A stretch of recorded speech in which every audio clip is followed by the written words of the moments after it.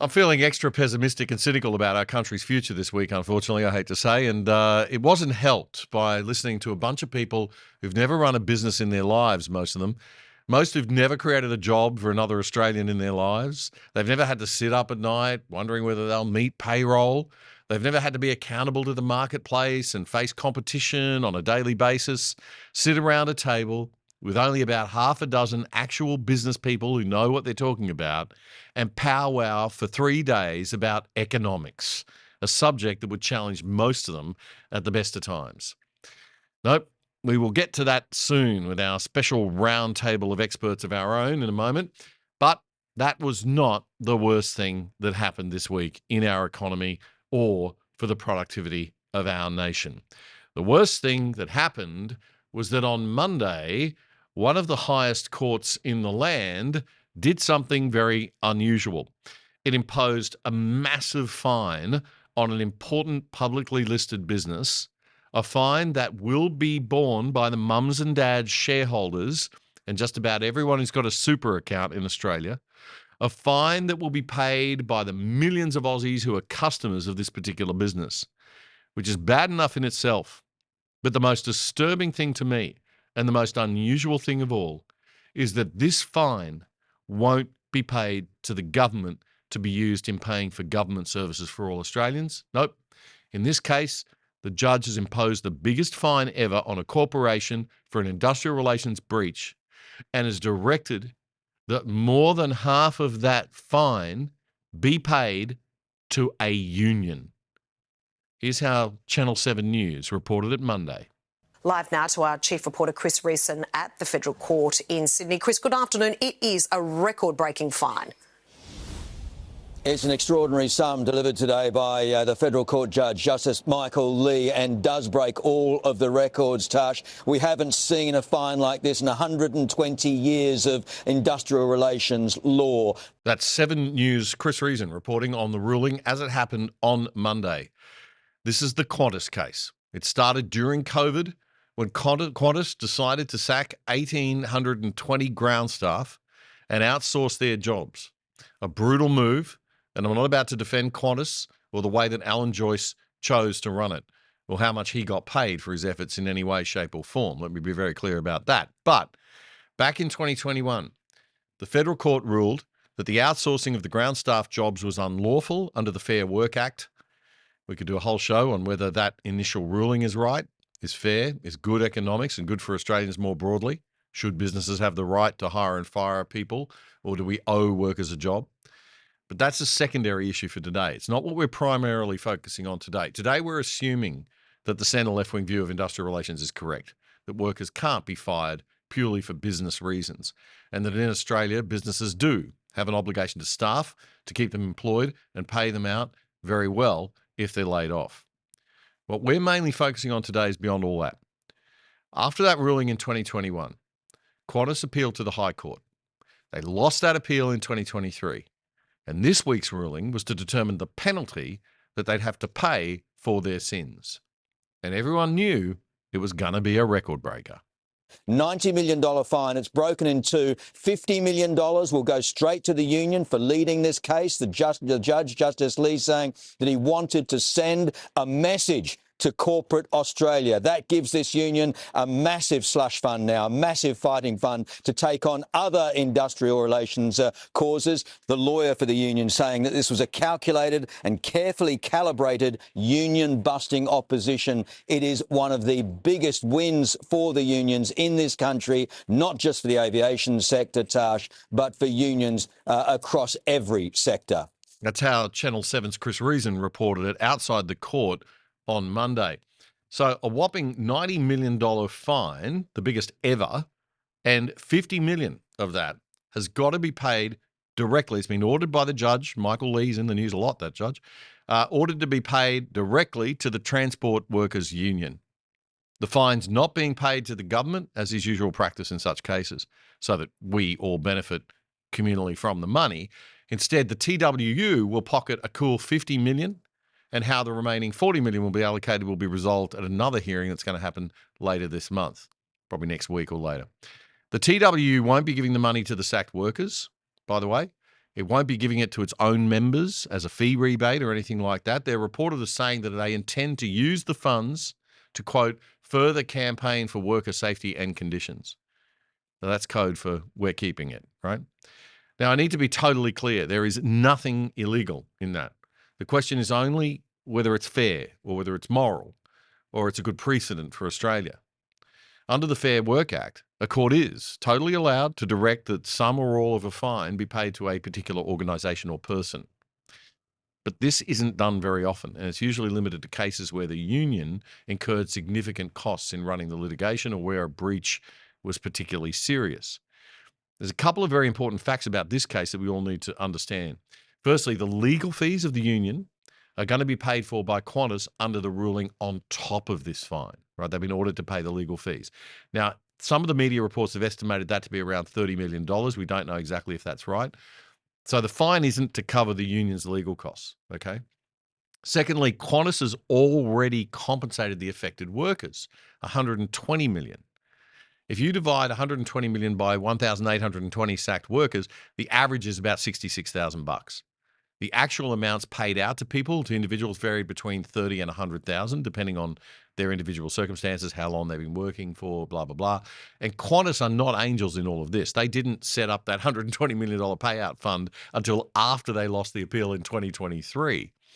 So we're not saying necessarily that, Qantas did the right thing, but the courts essentially did agree that Qantas were using the COVID crisis, which nearly wiped out their business, to try to bust the union. And today we're not discussing, as I said, whether they had a right to bust the union. That's another story. Aussies are nice people. We value fairness very highly, to our own detriment economically at times. The Australian moral intuition is to just resort to the David and Goliath narrative that the poor worker has had to win against the big evil corporation. But we've got to ask ourselves, I think, has our moral compass become a little bit perverted? In summary, Qantas will be paying $120 million to the sacked workers, around 6 to 12 months pay each, $50 million fine paid to the TWU directly, $30 million estimated, we're not sure about that number, but that's what we think it is based on media reports, to the TWU's lawyers. There are also reports of them paying tens of millions to their own lawyers. And then there's the other $40 million of the fine as well, which we don't know who it's going to be paid to yet. So if you add all of that up, let's say we make the cost of their own lawyers about $30 million as well. You get around $250 to $280 million. Remember, in reality, you can't fine a business, so the cost ends up being carried by the Qantas users. That's passengers and people who rely on air freight for food and stuff, which is all Australians, and shareholders, which is most Aussies who've got super. You probably have some Qantas shares in the mix. So we pay all these crazy fines. So at the very least, it could be argued that they should be really going into the government's consolidated revenue to be used for all of us on government services. But nope. As we said, this time a whopping $50 million is going to go to one single union for it to use in future cases as it sees fit. Now, the Australian reported on Tuesday that unlawfully outsourcing 1,820 jobs has saved Qantas much more than it cost the airline. The article says Qantas's own calculations suggest the airline has already saved close to $500 million by outsourcing those jobs. But there's an unfortunate error of economic and business analysis here. Qantas hasn't saved $500 million. It's simply now not spending $500 million that it probably should never have been required to spend in the first place. In fact, and here's the rub, the very fact that it's reduced its ground staffing costs by around $500 million is actually a proof point, or could be, for how inefficient the original workers might have been in the first place. If a group of workers could be replaced by outsourced workers for $500 million less, you've got to ask just how inefficient was their productivity originally. Now, I'm not saying we know one way or the other. We don't. But you've got to ask the question. Which brings us back to the secondary point for today's discussion, that maybe, generally speaking, businesses should be allowed to sack highly inefficient workers. That not only should they be allowed to do so, but maybe they have a moral and ethical responsibility to shareholders and customers to do so. So have we got our moral compass in a twist here? Couldn't it be argued in a court of justice and morality, rather than Australian-style legality, that not sacking ground staff or employees in a case like this would be grossly negligent mismanagement, akin to stealing from the customers and shareholders on behalf of the business and the workers and the unions, and rewarding their inefficiency? In the Australia of the 20th century, the one I grew up in, where people respected the idea of personal integrity, a hard day's work for fair pay, and let free market competition have at least some bearing on the cost of labour, we might have even suggested that such workers were taking the proverbial. We'll never likely expunge the deeply ingrained stereotype of the poor exploited worker from our national psyche, or ever defeat the labour movement's powerful narrative cliche of the evil corporation ruthlessly cutting staff. And the way Qantas behaved here apparently wasn't the best and nicest of corporate behaviour, it seems. But the point is that now we have courts handing unions big fine money. Although, let's face it, very few Australians even see or care that at the end of the day, that actually translates to people's lost superannuation returns, or the airline passengers' higher fares, or higher freight costs being passed on to people at supermarket checkouts. But we should care about the message that a ruling like this could potentially send about how we value freedom and liberty in the marketplace, efficiency, reward for value delivered, and ultimately productivity, the value of productive work. I just hope we haven't created a moral hazard here that's leaving the union and labour movement saying, "Happy flying, suckers." We're very happy to announce a brand new sponsor for The Other Side. And remember that one of the best ways to support the show is to support our sponsors. Smart Kits Australia is a leading supplier of prefabricated home improvement kits, so you can do it yourself, save money and hassle. Smart Kits Australia is the easiest way to improve your home and build memories that last forever. Buy online, customize your way, get it built. That's the Smart Kits way. Decks, patios, pergolas, flyover roofs, carports, and insulated roofing, all prefabricated, fully engineered, and delivered anywhere in Australia. You can choose from hundreds of pre-designed Smart Kits on their website, or you can go custom with Smart Kits' in-house design team. Every kit is engineered tough, packed smart, and delivered free anywhere in Australia. And don't worry if you're not so handy. If you need it installed, they can do that too. Their licensed builder network can get you started even faster. It's up to you. So save thousands on your own 100% Australian-made Smart Kit. Build your own outdoor lifestyles with Smart Kits Australia. smartkits.com.au, a proud sponsor of The Other Side.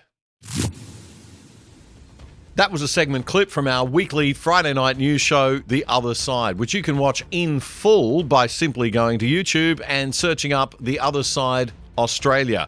Then you'll find our full shows playlist. You can also find all of our full shows and our segments on our own website, othersidetv.com.au. That's othersidetv.com.au. Help us build a whole new Aussie media by joining us over there and signing up for the exclusive side.